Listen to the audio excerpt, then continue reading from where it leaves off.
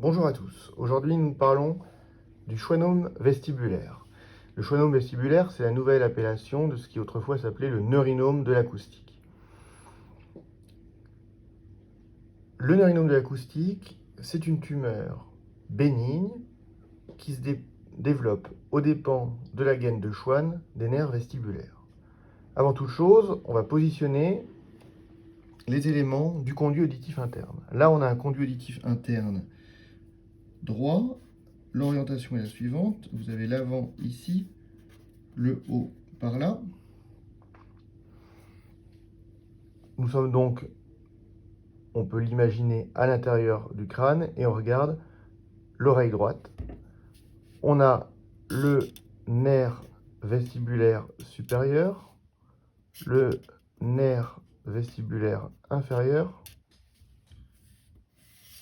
le nerf cochléaire et le nerf facial.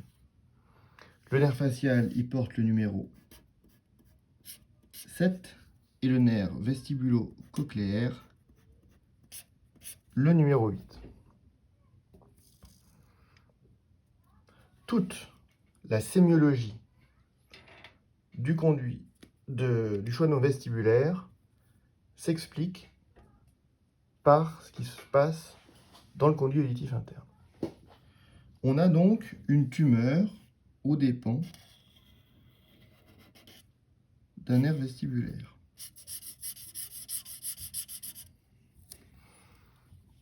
La tumeur peut comprimer l'autre nerf vestibulaire.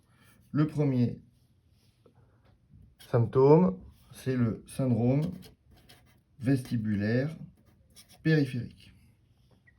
Ce syndrome vestibulaire périphérique, c'est un syndrome harmonieux, c'est-à-dire un nystagmus qui bat du côté opposé à la lésion, des déviations segmentaires vers la lésion et des vertiges. Ce schwannome peut également comprimer le nerf cochléaire. On obtient des signes cochléaires qui sont des acouphènes et une surdité. Cette surdité peut être soit progressive, soit brusque, et il s'agit d'une surdité de perception rétrocochléaire. Parfois, la tumeur peut venir comprimer le nerf facial et donner une paralysie faciale périphérique. Paralysie périphérique car il s'agit du tronc du nerf facial. Si cette tumeur est très volumineuse, elle peut faire saillie dans l'angle ponto-cérébelleux et donner des signes de compression au niveau du tronc cérébral ou du cervelet et peut également donner une atteinte du 5, le nerf trijumeau, qui est situé à la partie antérieure et supérieure de l'angle ponto-cérébelleux. Dans le cadre du bilan de cette pathologie, il convient de réaliser une IRM pour visualiser la tumeur, d'explorer la fonction auditive en réalisant un audiogramme et des PEA, d'explorer la fonction vestibulaire en réalisant des épreuves vestibulaires caloriques ou un VHIT.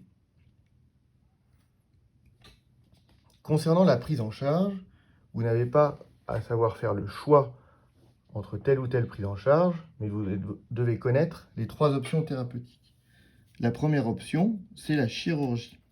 La chirurgie qui a pour principal risque la paralysie faciale, puisqu'elle va consister à disséquer la tumeur du nerf facial.